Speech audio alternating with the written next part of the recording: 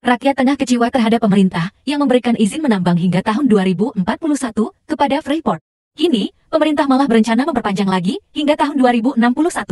Padahal para pakar ekonomi telah sering memperingatkan atas kerugian yang amat besar jika PT FE terus dibiarkan menambang di tanah air. Perlu diketahui, tambang PT FE di kawasan Mineral Grasberg, Papua, merupakan salah satu wilayah cadangan tembaga dan emas terbesar di dunia. Saat ini, pemerintah lewat MINDED memiliki 51,2% kepemilikan saham atas PT FE. Pembangunan smelter yang tadinya tersendat akibat kurangnya investor pun dipandang akan tumbuh. Oleh karena itu, perpanjangan kontrak EPT PT FE harus segera diselesaikan. Benarkah semua klaim ini? Banyak pengamat yang tidak setuju dengan klaim bahwa perpanjangan kontrak LPK hingga tahun 2061 akan menguntungkan. Ekonom UPN Veteran Jakarta Acemat Nur Hidayat, misalnya, berpendapat bahwa perpanjangan kontrak EUBK PT FE justru merugikan negara, bukan mustahil jika di balik ini semua ada pemburu rente dari oknum negosiator perpanjangan kontrak tersebut.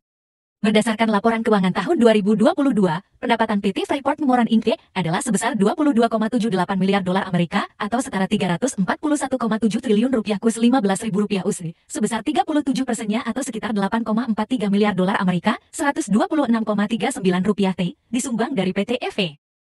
Artinya, jika Indonesia menguasai 100% saham PT FE tanpa perpanjangan kontrak, seluruh pendapatan operasional senilai 8,43 miliar dolar Amerika akan masuk kas negara setiap tahunnya. Bayangkan, dalam 20 tahun, tanpa perpanjangan kontrak dan dengan kepemilikan penuh, potensi pendapatan totalnya adalah 20 tahun dikalikan 8,43 miliar dolar Amerika atau setara dengan 2.529 triliun rupiah.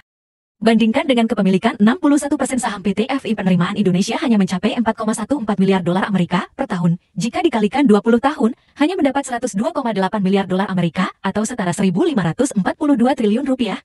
Andai mengambil alih 100% saham, Indonesia akan mendapatkan keuntungan lebih dari 1.000 triliun rupiah. Hitung-hitungan tersebut, menurut Ahmad, memang masih bersifat teoritis dan tidak memperhitungkan faktor-faktor lain seperti biaya operasional, pemeliharaan, pengembangan tambang, fluktuasi harga komoditas, termasuk dampak lingkungan dan sosialnya. Hanya saja, biaya tersebut tidak sebanding dengan kerugian yang didapat jika PT FE masih terus dibiarkan menambang. Belum lagi, jika berbicara kepemilikan saham 51% PT FE oleh MINDED yang masih penuh kejanggalan, sumber dana yang dipakai MINDED untuk membeli saham PT FE berasal dari obligasi internasional alias utang. Artinya, siapapun bisa memilikinya, termasuk KHS. Ketika itu terjadi, sejatinya saham PT FE hanya berpindah bentuk saja, tetapi sama-sama mengalirkan keuntungan pada AS. Ini baru berbicara kerugian kas negara, lalu bagaimana dengan kerugian yang dialami oleh warga sekitar dan dampak buruk bagi lingkungan sekitar? Nyatanya, ketika eksploitasi berorientasi pada profit, dampak lingkungan, dan kerugian warga tidak menjadi perhatian, buktinya, hingga kini kemiskinan masih menyelimuti warga sekitar tambang, dan kerusakan alam pun kian dalam, sehingga menyebabkan banyak bencana.